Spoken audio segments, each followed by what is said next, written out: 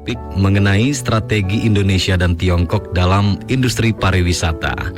Ya, pendengar, Kementerian Pariwisata dan Ekonomi Kreatif atau Kemenparekraf memperkirakan pasar pariwisata Asia akan didominasi wisatawan milenial yang berusia 15 hingga 34 tahun dengan persentase mencapai 57% pada 2030.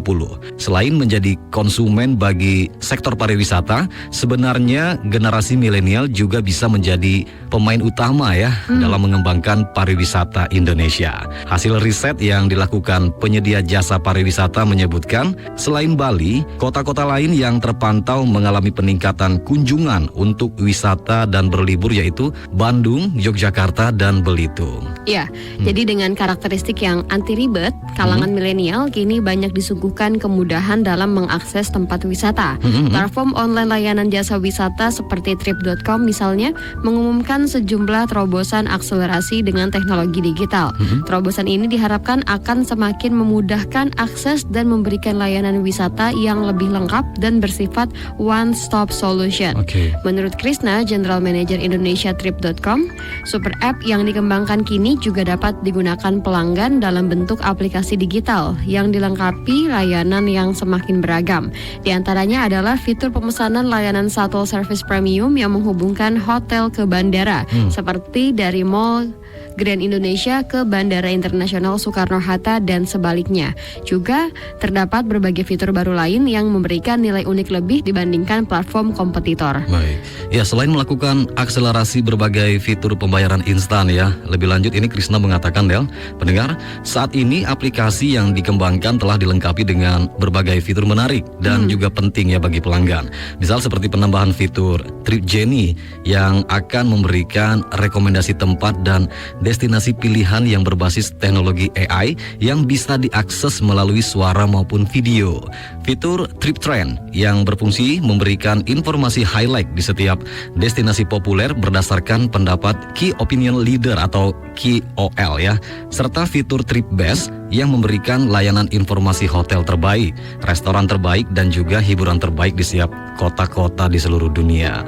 Pendengar, Trip.com ini merupakan platform online layanan pemesanan jasa wisata global ya, dengan kantor pusat di Singapura dan cabang di kota-kota besar dunia. Market utama Trip.com ini adalah para traveler inbound dari Tiongkok, namun juga memberikan layanan penuh untuk pasar lokal.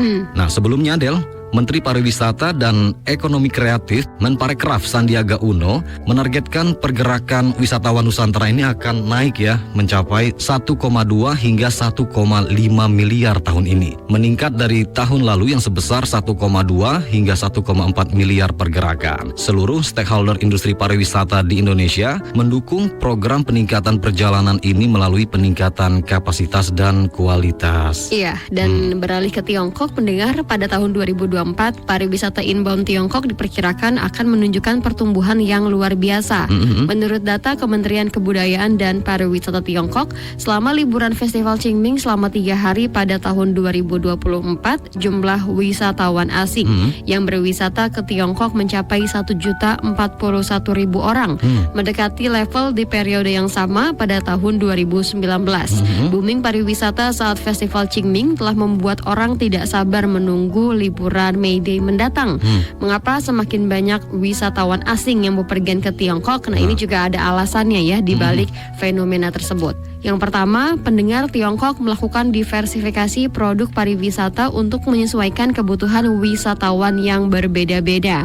Tiongkok bisa dikatakan memiliki sumber daya wisata yang beragam dan juga komplit, mulai dari pemandangan alam hingga landscape budaya, mulai dari budaya tradisional kuno hingga landscape perkotaan modern.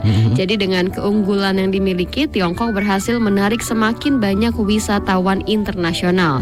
Kita juga bisa mengambil Beijing, ibu kota Tiongkok, sebagai contoh.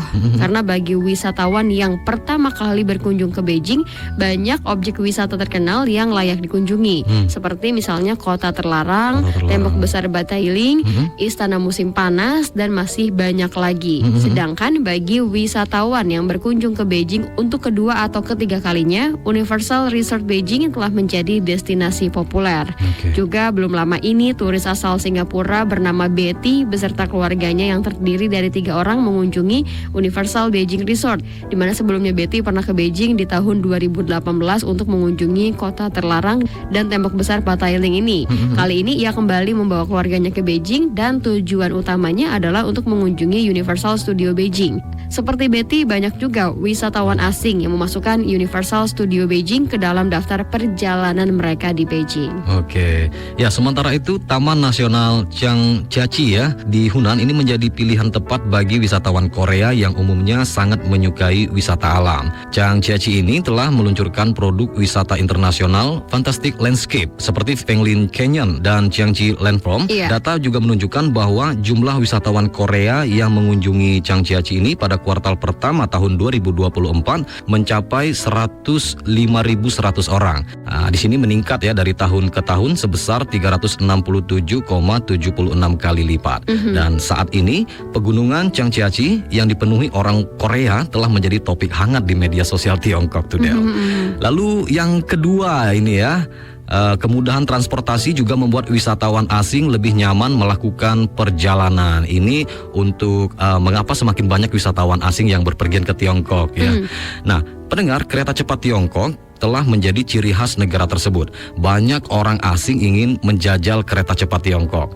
Pengalaman menumpangi kereta cepat di Tiongkok yang cepat, efisien, dan juga nyaman telah menjadi daya tarik wisata di negara tersebut. Sistem transportasi yang terintegrasi dari kota ke kota, dari stasiun kereta ke pusat kota dan tempat wisata. Jadi begitu sampai di stasiun kereta tujuan, penumpang dapat memilih berbagai moda transportasi umum dengan berbagai rute yang dapat mengantarkan mereka ke tujuan. Di sini kita dapat melihat ya betapa pentingnya jaringan transportasi dalam kota selain jaringan kereta cepat antar kota. Bagi orang Indonesia yang sudah pernah menjajal kereta cepat Jakarta-Bandung Wus ya, maka kereta cepat yang beroperasi di Tiongkok memanglah tidak jauh berbeda tuh Del ya. Betul. Baik dari penampakan luar maupun fasilitas di dalam gerbong kereta. Pasalnya Wus memang diimpor memang dari Tiongkok ya. Betul. Lalu yang ketiga, tentunya dengan adanya kebijakan bebas visa. Ini menjadi salah satu daya tarik bagi wisatawan. Visa merupakan syarat pertama bagi wisatawan asing untuk masuk ke Tiongkok. Penerapan kebijakan bebas visa sama dengan membuka pintu bagi wisatawan asing sekaligus menghemat biaya dan waktu mereka. Pada bulan Desember tahun lalu, Tiongkok memberlakukan uji coba kebijakan bebas visa bagi pemegang paspor biasa dari 6 negara, Prancis, Jerman, Italia, Belanda, Spanyol, dan Malaysia. Menurut data dari Ctrip, selama festival musim semi, jumlah wisatawan 6 negara tersebut yang berkunjung ke Tiongkok jadinya meningkat 2 kali lipat dibandingkan periode yang sama pada tahun 2019. Namun tentunya di tengah peningkatan jumlah wisatawan asing yang datang, tentunya juga ada banyak permasalahan yang muncul. Misalnya sulitnya komunikasi bagi wisatawan yang tidak memiliki kemampuan bahasa Mandarin. Nah, oleh karenanya beberapa langkah pun diambil untuk mengatasi permasalahan ini, di mana Tiongkok menyediakan fitur multibahasa dan juga menerima pembayaran lebih dari 30 mata uang asing. Nah, mengenai masalah pembayaran di Tiongkok, wisatawan asing juga sudah dapat menggunakan fitur pembayaran digital dengan Alipay ataupun WeChat Pay ya. Jadi langkahnya pun udah cukup mudah begitu. Pengguna hanya perlu melakukan registrasi di aplikasi terkait, melakukan verifikasi data diri dengan paspor dan mengoneksikan kartu Visa atau Mastercard mereka. Baik. Pendengar, langkah Tiongkok dalam mempromosikan sektor pariwisata mendapat respon positif ya dari komunitas internasional. Surat kabar Prancis Le Figaro dalam sebuah artikelnya menyebutkan Tiongkok memiliki sejarah yang panjang, budaya yang indah, wilayah daratan yang luas, dan sumber daya pariwisata yang beragam, sehingga sangat menarik bagi wisatawan Prancis. Dan seperti yang dikatakan ya, saat ini wisatawan dapat memasuki Tiongkok tanpa visa, dan perluasan kebijakan bebas visa telah menjadikan Tiongkok sebagai tujuan wisata yang lebih menarik. Di samping itu, Organisasi Pariwisata Perserikatan Bangsa-Bangsa baru-baru ini tuh merilis ya barometer pariwisata dunia yang memperkirakan bahwa pasar pariwisata inbound dan outbound Tiongkok akan berkembang pesat pada tahun 2024 sehingga berperan mendorong pemulihan pasar pariwisata global. Nah, di samping itu, banyak juga tantangan lain ya yang juga dihadapi Tiongkok dalam pengembangan lebih lanjut pasar sektor pariwisata inbound. Misalnya, sulitnya memesan tiket masuk objek wisata ini menjadi kendala bagi sejumlah biro perjalanan yang melayani wisatawan asing, tuh Del ya. Iya. Banyak objek wisata terkenal pendengar yang mengharuskan wisatawan untuk melakukan reservasi terlebih dahulu dengan identitas asli. Sistem reservasi dan rebut-rebutan tiket sejumlah objek wisata populer menyebabkan banyak wisatawan gagal melakukan perjalanan ke Tiongkok.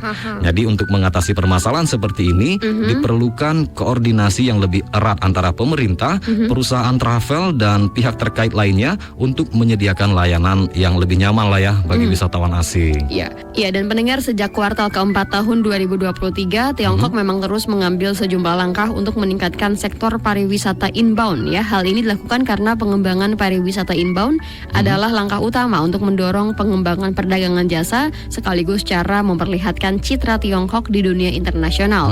Jika melihat jauh ke depan melalui perbaikan dan inovasi berkelanjutan industri pariwisata, maka tidaklah mustahil pariwisata inbound Tiongkok akan mengalami booming pada tahun ini yang akan membawa dampak ekonomi yang lebih luas secara global.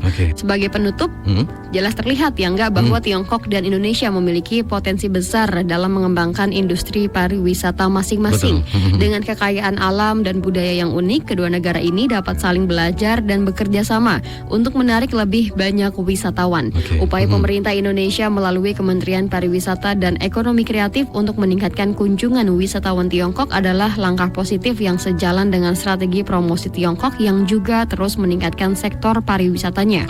Melalui kerjasama dan inovasi berkelanjutan, diharapkan pariwisata Indonesia akan semakin berkembang dan menjadikan Indonesia sebagai destinasi liburan favorit bagi wisatawan Tiongkok dan internasional.